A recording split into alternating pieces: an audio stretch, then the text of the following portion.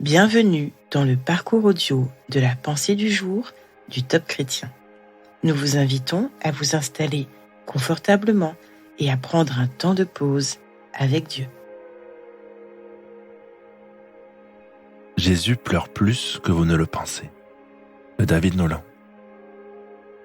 En voyant les foules, il fut pris de pitié pour elles, car ces gens étaient inquiets et abattus comme des brebis sans berger. Alors il dit à ses disciples, « La moisson est abondante, mais les ouvriers sont peu nombreux. » Matthieu 9, versets 36 à 37. Connaissez-vous le verset le plus court de la Bible ? Le voici. Jésus pleura.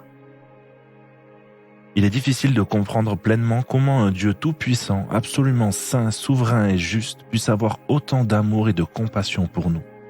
Êtres imparfaits qui ne lui exprimons que trop peu d'amour en retour. Toute la vie de Jésus n'est pas décrite dans la Bible, mais c'est ma conviction que Jésus a beaucoup pleuré.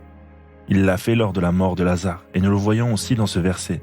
Jésus fut pris de pitié pour les foules, car il ressentait leurs inquiétudes et leurs abattements. Il y a plus de 2000 ans, Jésus a donné l'ordre missionnaire, faites de toutes les nations des disciples. Avec le cœur rempli de pleurs, de compassion et de pitié, car il savait que sans lui, ces gens iraient tout droit en enfer. Son cœur débordait d'amour pour ce peuple qu'il avait créé avec Dieu son Père et se répandait en pleurs. Savez-vous combien d'habitants il y avait à l'époque de Jésus ? Il n'y avait qu'environ 300 millions d'habitants. Aujourd'hui, il y en a presque 7,8 milliards, soit 26 fois plus qu'il y a 2000 ans. Aujourd'hui, son désespoir devrait donc être proportionnellement 26 fois plus grand. Entendez-vous ses pleurs et son ordre missionnaire résonner dans votre cœur plus fort qu'avant ? Allez-vous aider Jésus à ramener une brebis perdue dans sa bergerie et ainsi contribuer à apaiser sa douleur ? Faisons notre part, parlons de notre Seigneur et prions pour nos amis. Lui s'occupera du reste.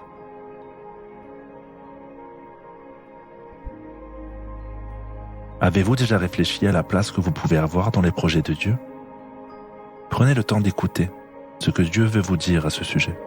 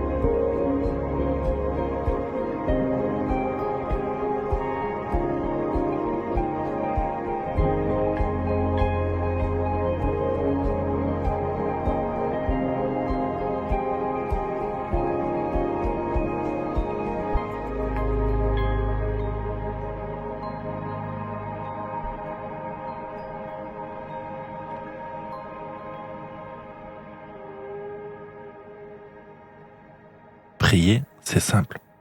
Parlez à Dieu comme vous le feriez avec votre ami le plus proche. Dieu vous aime et il peut tout entendre. Voici un exemple de prière.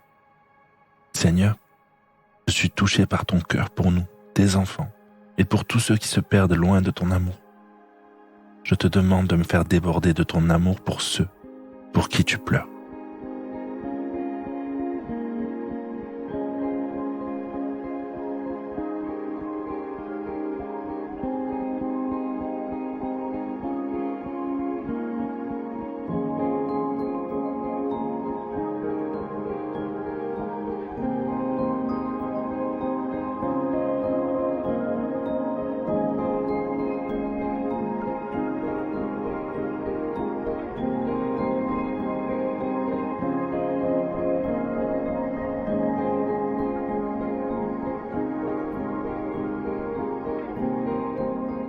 Aujourd'hui, vous pouvez prendre un temps pour remercier le Seigneur pour son amour débordant et la compassion dont il est animé. Il n'est pas insensible à ce qui se passe dans le monde comme certains le pensent. Il est au contraire le seul qui puisse restaurer les cœurs les plus brisés.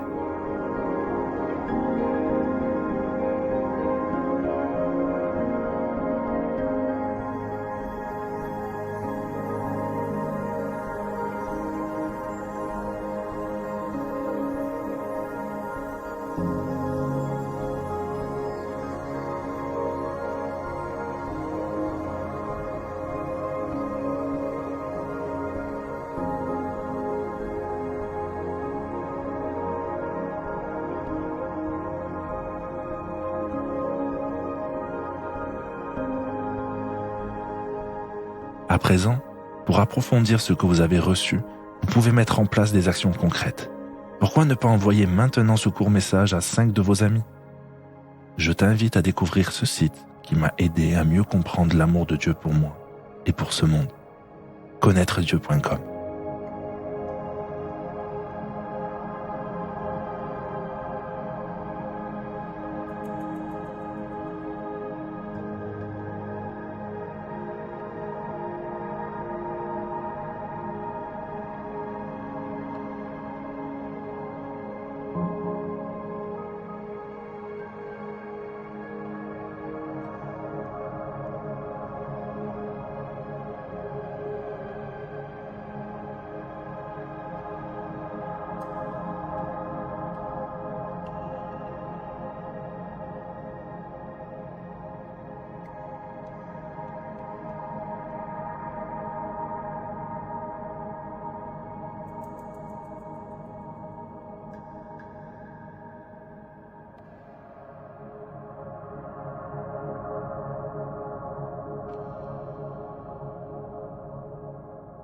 Notre parcours du jour se termine.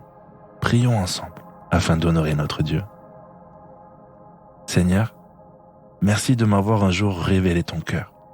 Je veux être le reflet de ta personne dans ce monde. À toi soit le règne, la puissance et la gloire. Amen.